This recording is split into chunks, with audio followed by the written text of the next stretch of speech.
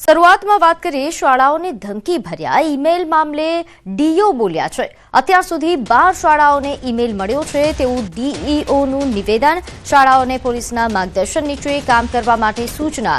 જેમને મેલ મળ્યો છે તેમને સતર્ક રહેવા માટે સૂચના અપાઈ છે। વિદ્યાર્થીઓની સલામતી માટે નિર્ણય લેવા માટે સૂચના આપવામાં આવી। બાકીની શાળાઓને પણ સતર્ક રહેવા માટે જણાવાયું છે।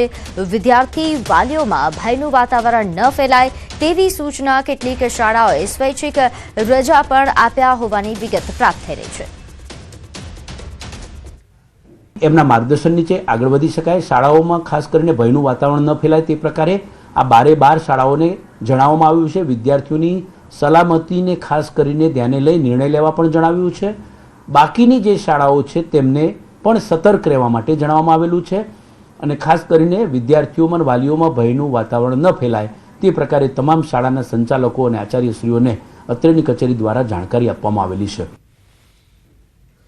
તો અમદાવાદમાં મહારાજ અગ્રસેન સ્કૂલમાં પણ તપાસ। સ્કૂલને ધમકી ભર્યા ઈમેલ મળ્યા બાદ તપાસ હાથ ધરાઈ છે। પોલીસે સ્કૂલમાં તપાસ હાથ ધરી છે। અમદાવાદની તમામ શાળાઓ કે જ્યાં ધમકી ભર્યો ઈમેલ મળ્યો છે ત્યાં હાલ સુરક્ષા અંગેની તપાસ કરવામાં આવી રહી છે। આ ઉપરાંતની પણ તમામ શાળાઓને સતર્ક રહેવા માટે સૂચના આપવામાં આવી છે અને આ તમામ શાળાઓમાં હાલ સુરક્ષા વ્યવસ્થાના ભાગરૂપે સતત તપાસ કરવામાં આવી રહી છે। स्कूल टीचर ने तुरंत फ़ोन कर दिया था कि भाई ऐसा है। मैंने तो एक्चुअली क्या है कि हम लोग काम की वजह से समहाउ व्हाट्सएप चेक नहीं करते कभी कभार, तो अभी स्कूल का जैसे फ़ोन आया मैडम का तुरंत लेने आ गया। व्यवस्था बहुत अच्छी है, सब बच्चों को बाहर निकाल दिया है और सब सेफ है। एक्चुअली ऐसा कुछ बताया नहीं है, खाली इतना बोला इमरजेंसी है, अब अपने बच्चे को लेके घर जाइए। घबराहट हुई इसीलिए तो सर जी।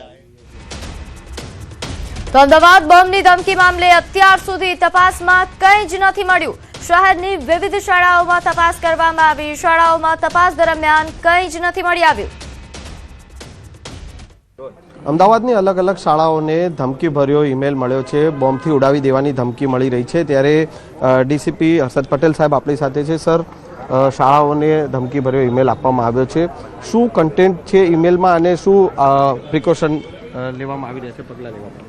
આજે સવારના સમયે અમદાવાદ શહેરની 10થી પણ વધુ શાળાઓને એક ઈમેલ બોમ્બના કન્ટેન્ટવાળો મળેલો હતો।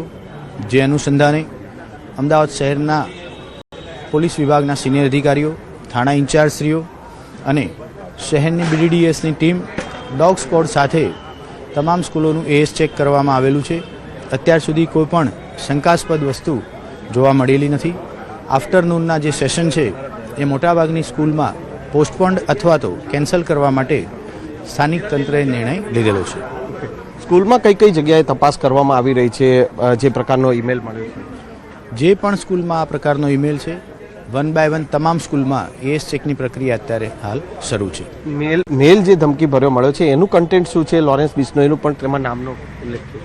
હાલ એ તપાસનો વિષય છે, એટલે કન્ટેન્ટ અને ઓરિજિન અત્યારે ડિસ્ક્લોઝ કરી શકાય એમ નથી। Thank you sir.